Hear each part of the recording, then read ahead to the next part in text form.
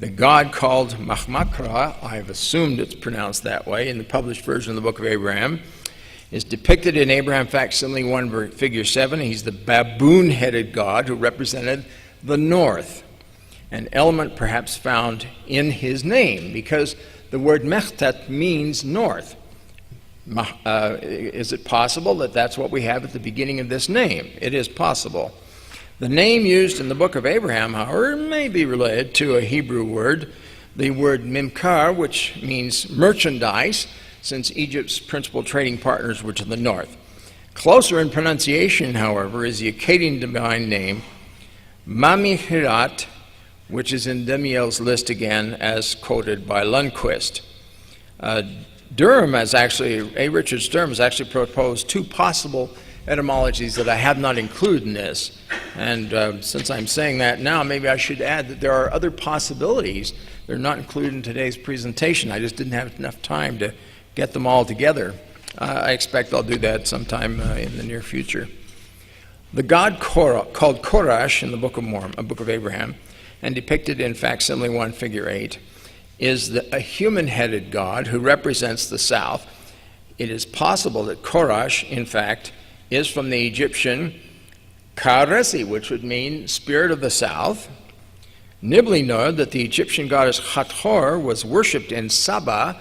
Today we call it Yemen, which in fact is a good Arabic Hebrew name meaning south, and that she was worshipped by the people of Quraysh. The Quraysh tribe is the tribe that gave birth to the Prophet Muhammad. And in fact, there is one tradition that the person who wanted to kill Abraham, one who wanted him to be actually slain for not worshiping the pagan gods, was a fellow named Quraysh. John Lundquist draws attention to another possibility, the Akkadian divine name Qurashur. And John Gia's note also that Kares, and I'm not sure if I spelled that one correctly, John, because I don't have it written down, but I remember you mentioning it, that this is attested in New Kingdom Egypt. Here's one of my favorites. Funny guy, funny name. The god Shagrael is mentioned only in Abraham 1:9, where he is said to be the sun. In this connection, one may perhaps compare the Egyptian hawk-headed god Sokar, who is a form of the sun, as depicted in figure 4, facsimile 2, with the addition of the Semitic term El at the end. El meaning, of course, God. More likely, in my opinion, is Robert F. Smith's identification with the Canaanite Sha'arei El, the gates of El, the gates of God, a title of the Canaanite god Resheph, who in the Ugaritic text is called, in fact, Gate of the Sun. An Akkadian seal impression has Shamash, the sun god, rising between two mountains, on each side of which are hinged doors mounted by lions. The Egyptian Sokar is sometimes accompanied by a pair of lion guardians called Ruti. There, we see them here. That's the sun god rising between the mountains between these two. Actually, they look more like, to me, they look more like cheetahs because they got spots, but the face is more like a lion. I think they have a lion's mane there. Anyway, the name Ruti means twin lions or twin gates. Twin lions guarding city gates were known amongst other ancient Near Eastern peoples, including the Hittites, who did a lot of that. And these later made their way into Western Europe and even into the United States, where today they flank the entrances of libraries, museums, and other public buildings. And of course, in Salt Lake City, the human-headed lions that guard the entrance to the Masonic Temple. We should also compare the title Sha'arei with Shagrael, as we mispronounce it in English, with the name Sharia, which in fact means the gates of Jehovah, Yah in this case, where Yah is substituted for El. Sha'ariyah is in fact found in the Bible in 1 Chronicles chapter 8 verse 38 and chapter 9 verse 44. So the Hebrew form of the plural, which is not in those two passages, it has the singular there, would be Sha'arei. The Semitic name for gate is also known in Egypt, by the way, in later texts, because it was borrowed from Canaanite. Oh. Mars, you been there? The names of celestial bodies are found in the 3rd chapter of Abraham in the explanation of facsimile 2 and in the Egyptian alphabet and grammar and other Kirtland Egyptian papers. The star named Kolob, and it's called a star. I know that there's some websites that say the Mormons are crazy. They think God lives on a planet called Kolob. The passage never says it's a planet. And never says God lives there either. It says it's closest to where he lives. Anyway, this star named Kolob is so called, quote, because it is near unto me, unquote, or, quote, near the residence or throne of God, unquote. Facsimile 2, figure 1 describes it as nearest to the celestial.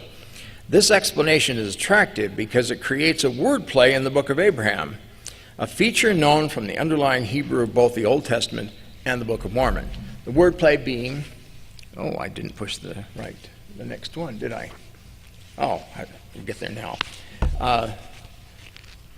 The wordplay being between near and Kolob, because in fact the word for Kolob can mean near. There's several possibilities explained. I'm going to talk about those now.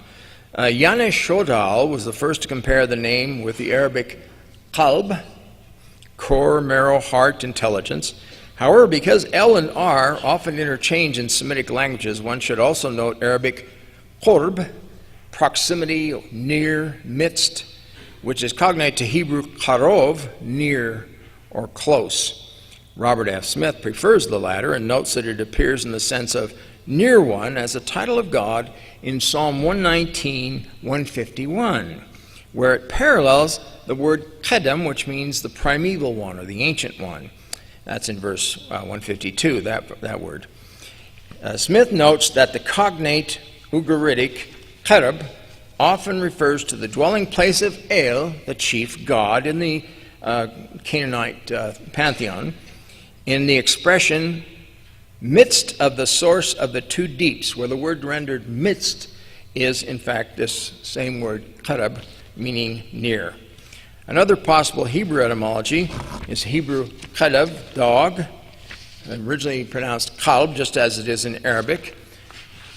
This is used to denote the star Regulus in Arabic, while the Syriac, which is also kalb, denotes the star Sirius, the brightest star in the heavens.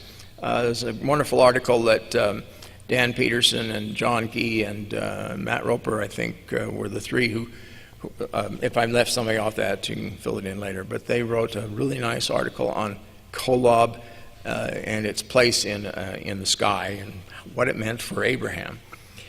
In Arabic, this term kalb, dog, also denotes the constellation of Canis Major, which is Latin meaning great dog. We call it the Big Dipper, but that's not what it was called anciently. As the brightest star in the constellation of the Great Big Dipper, Sirius is called Alpha Canis Majoris, which is number one big dog, top dog, I guess. Another name for the star is Canicula, a Latin word for little dog. Akkadian sources call Sirius Kalab Shamshi, the dog of the sun. In ancient Egypt, the Nile began to rise at the heliacal rising of Sirius. That is when it came up just before the sun, and bringing the annual torrent of Nile water laden with rich volcanic soil from the south and depositing it on the cultivated land. I should mention, by the way, you notice how the one has a Q, the other has a K? That's very important, at least in Arabic. It's not as important in Hebrew, but I always try to get my Hebrew students to pronounce the two differently. In Israel, they pronounce the two just that. It's just like a regular K in English. But in ancient times, they were pronounced quite differently. One is pronounced way in the back of the throat, the other is pronounced farther up. And in Arabic, they make a big distinction. And my reasoning with my students was, if you don't make the distinction and you speak in Arabic and you want to tell a girl, I love you with all of my heart, which is the word that's coming up next, you don't want to end up saying, I love you with all of my dog.